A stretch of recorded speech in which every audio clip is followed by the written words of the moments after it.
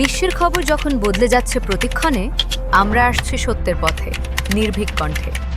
CNW news TV সংবাদ, যেখানে শুধু তথ্য নয়, বিশ্লেষণও সমান শক্তিশালী।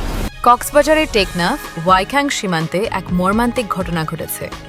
মোয়া হানিফ, বয়স ৪৮ বছর, একটি স্থলমাইন বিস্ফোরণে তার পা হারিয়েছেন।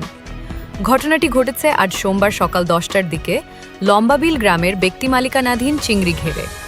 স্থানীয়রা জানান, হানিফ নৌকা ঠিক আছে কিনা দেখতে গেলে মাইন বিস্ফোরণে আহত হন। গ্রামের লোকজন দ্রুত ঘটনাস্থলে গিয়ে তাকে উদ্ধার করে উখিয়ার কুতুপালম MSF হাসপাতালে ভর্তি করেছেন। ওয়াইকাং সীমান্তের নাফ নদীর মধ্যভাগ এবং নো ম্যানস ল্যান্ডে মিয়ানমারের সশস্ত্র গোষ্ঠী আরাকান আর্মি স্থলমাইন পুঁতে রেখেছে বলে জানা গেছে। এর আগেও কিছু বাংলাদেশি জেলে মাইন বিস্ফোরণে আহত হয়েছেন। স্থানীয় প্রশাসন ও বিজিবি সতর্ক করেছেন, সীমান্তের ঝুঁকিপূর্ণ এলাকায় কোনো পরিস্থিতি অনিশ্চিত। গোলাগুলির এবং বিস্ফোরণের ঘটনা যে কোনো সময় পুনরায় ঘটতে পারে। নিরাপত্তা বজায় রাখতে বিজিবি, কোস্টগার্ড ও অন্যান্য আইনশৃঙ্খলা বাহিনী তৎপর।